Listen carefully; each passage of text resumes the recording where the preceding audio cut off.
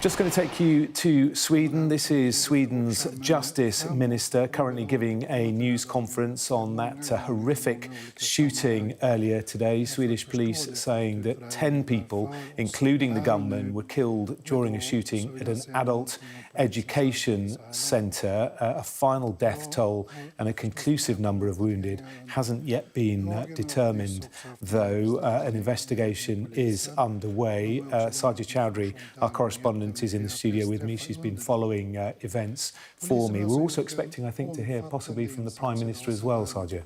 Yes, the two of them have been giving news updates throughout the day following this shooting at an adult school, education centre, in which we know that at least 10 people have been killed, including the perpetrator. We do have a line from the police from a short while ago saying during the afternoon several investigative measures connected to the case have been carried out at various addresses in Orebro.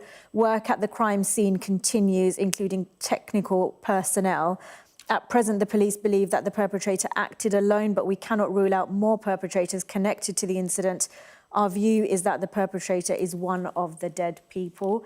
That's from Swedish police just a short while ago, saying that they've carried out some investigations at various addresses in Orebro, which is the outskirts of where the education centre was, where 10 people were killed during a school shooting at an adult education centre, and police saying that the final death toll and conclusive number of wounded have not yet been damaged. The damage at the crime scene was so extensive, according to the head of the local police, that investigators were unable to be more definitive. And so far, no motive whatsoever. We're told, as you say, it's not terrorism related. We understand he was working alone. We don't know whether he was a student, do we, or whether he was an employee of the school? No, we don't. We also don't know about any of those who have died or were injured, whether they were students or teachers or how many of each. But Sweden's Prime Minister says the tragedy is the worst mass shooting in the country's history.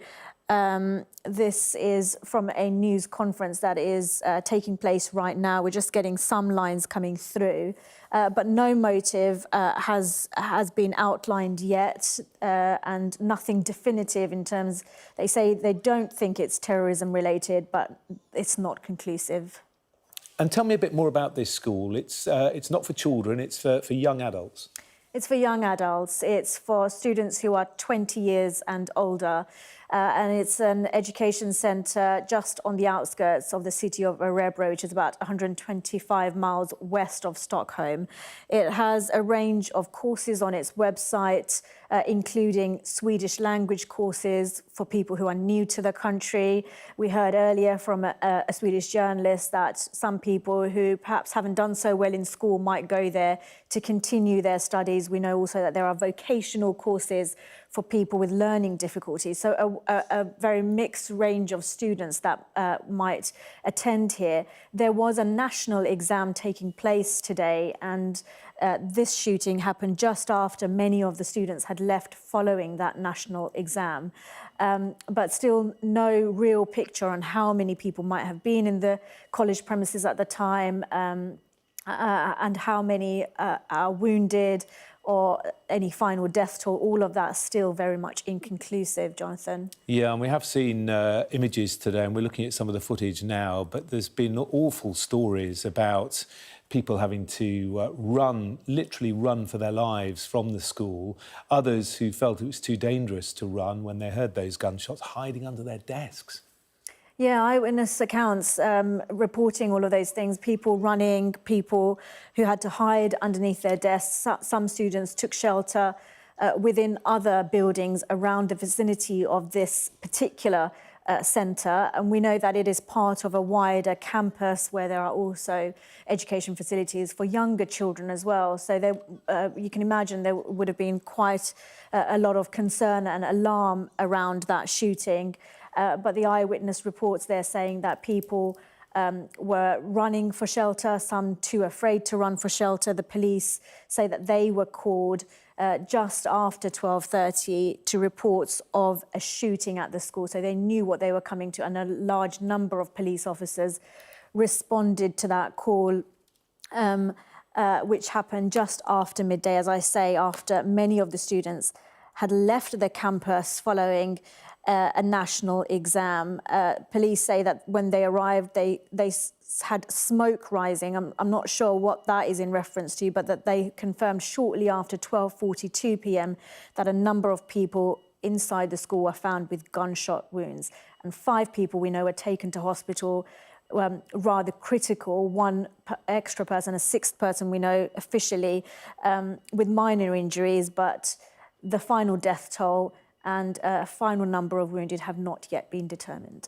We have heard from Sweden's king in the last few minutes saying, with sadness and dismay, my family and I have received the information about the terrible atrocity. We send our condolences tonight to the families and friends of the deceased. Our thoughts at this time also go to the injured and their relatives, as well as to others affected. My family and I would like to express our great appreciation for the police, rescue and medical personnel who worked intensively to save and protect human lives on this dark day. The Prime Minister is now speaking. He has described this as brutal and lethal violence. And before the Prime Minister began to address the media, Gunnar Strømmer, the Justice Minister, said that he says it's difficult to take in the magnitude of what has happened today, adding it is the worst mass shooting in Sweden's history. The Justice Minister going on to say, we know that about 10 people have been killed, many others injured.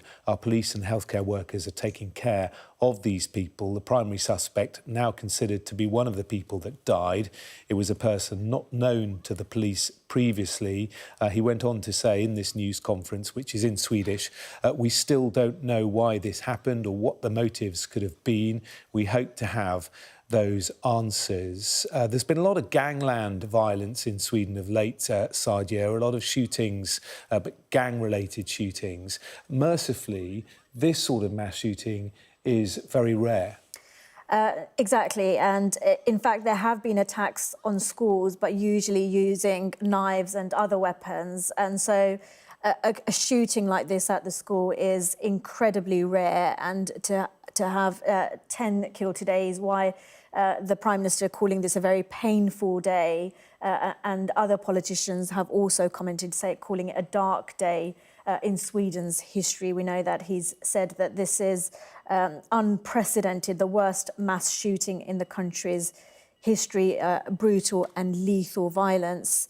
And it came just after 12:30 this morning when police say they were called to reports of a shooting at an adult education centre just on the outskirts of Orebro, which is to the west of Stockholm. And they responded with a large number of police officers. We don't know how many, but certainly from the pictures we've seen, there was still a very heavy presence, even until a short while ago, of police officers and emergency services. And we know that 5 people were taken to hospital with gunshot wounds, 1 person with minor injuries, and at least 4 of them required operations because they were in such critical condition. Just remind us again about the latest police activity, because obviously that investigation is moving at quite a pace. Yes, so police are saying that they are still investigating, and we know that during the afternoon they said that several investigative measures connected to the case were carried out at various addresses in Orebro.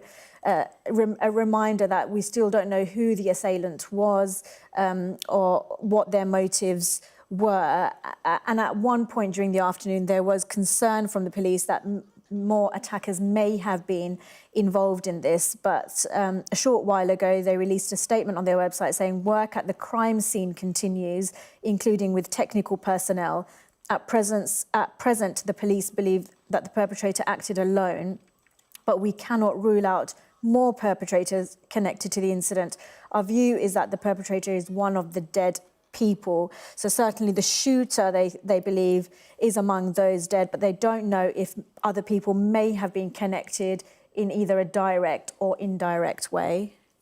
Just awful, Sadia, the latest there from the Prime Minister and also the Justice Minister in Sweden, giving the latest update on that mass shooting. Sadia, for now, thank you. We'll keep across that for you throughout the afternoon and evening. Now, a Sky News investigation has found that older people living in care homes rated as good by regulators are having to endure disgusting conditions. Relatives have told us of people being left to suffer maggots in their wounds and of others sleeping in soiled bedsheets. We've also found that fewer than 1 in 20 complaints are inspected by the Care Quality Commission. Our social affairs correspondent, Becky Johnson, has this special report.